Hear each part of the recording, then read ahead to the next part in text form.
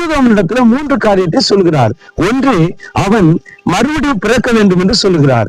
இன்னொன்று, அவன் வார்த்தையினால், அதாவது ஜலத்தினால் பிறக்க வேண்டும் என்று சொல்கிறார். மூன்றாவது, ஆவியினால் பிறக்க வேண்டும் என்று சொல்கிறார். மறுபடியும் பிறந்தால் நீ தேவனுடைய ராஜ்யத்தை பார்ப்பாய் என்று சொல்கிறார்.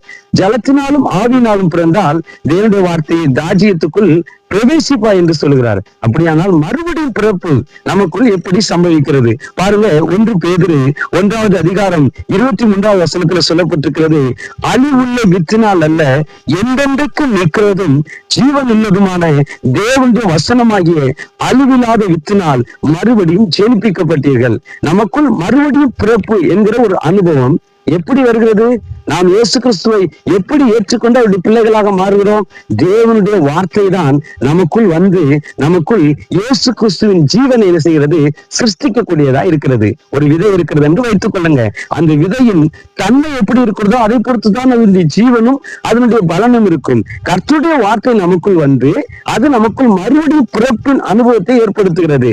அதன் மூலமாக அந்த வார்த்தை எப்படி நிச்சயமானதோ, அந்த வார்த்தை எப்படி ஜீவன் உள்ளதோ, அந்த வார்த்தை எப்படி அழிவில்லாத அதே போல நமக்குள் தேவனுடைய வார்த்தையினால் உண்டாகிற ஜீவனானது, அந்த உள்ளான மனுஷனிலே உருவாகிற ஜீவனானது அழிவில்லாததா, என்றென்றைக்கு நிலைக்கக்கூடியதா இருக்கிறது.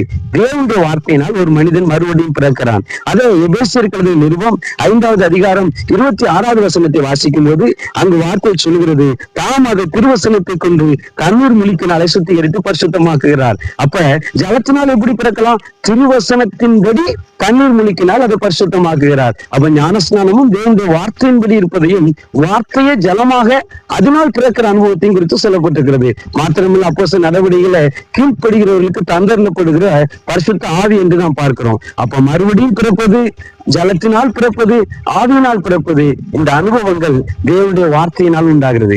எனவே நமக்குள் கிறிஸ்து உருவாவது, நாம் கிறிஸ்துவுக்குள் பிறப்பது தேவனுடைய வார்த்தையின் அடிப்படையில் இருக்கிறது. எனவே வார்த்தையை விசுவாசிங்க, வார்த்தையை நம்புங்க, ஆண்டவர் உங்களை ஆசீர்வதிப்பானாக.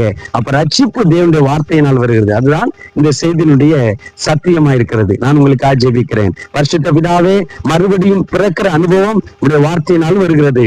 ஜலத்தினால் பிறப்பதும் உடைய வார்த்தையினால் வருகிறது. ஆவியின் அபிஷேகத்தை பெற்றுக் கொள்வதும் உடைய வார்த்தையின் அடிப்படையில் இருக்கிறது. எனவே கர்த்தருடைய பிள்ளைகள் மறுபடியும் பிறக்கிற இந்த அனுபவத்தை, தேவனுடைய வார்த்தையினால் உண்டாகிற அனுபவத்தை பெற்று ஆசீர்வதிக்கப்பட உதவி செய்வீராக. கேட்கிறவர்களை ஆசீர்வதிப்பீராக. இயேசுவின் நாமத்தில் நல்ல பிதாவே, ஆமென். அருமையான கர்த்தருடைய பிள்ளைகளே, ஆண்டவர் உங்களை தொடர்ந்து ஆசீர்வதிப்பாராக. தொடர்ந்து நம்முடைய வீடியோவில் நம்மோடு கூட இணைந்திருங்க. நம்முடைய சேனலை சப்ஸ்கிரைப் பண்ண மறக்காதீங்க. பெல் பட்டனை அழுத்த மறக்காதீங்க. நண்பர்களுக்கு அறிமுகப்படுத்துங்க. ஆண்டவர் உங்களை ஆசீர்வதிப்பார்.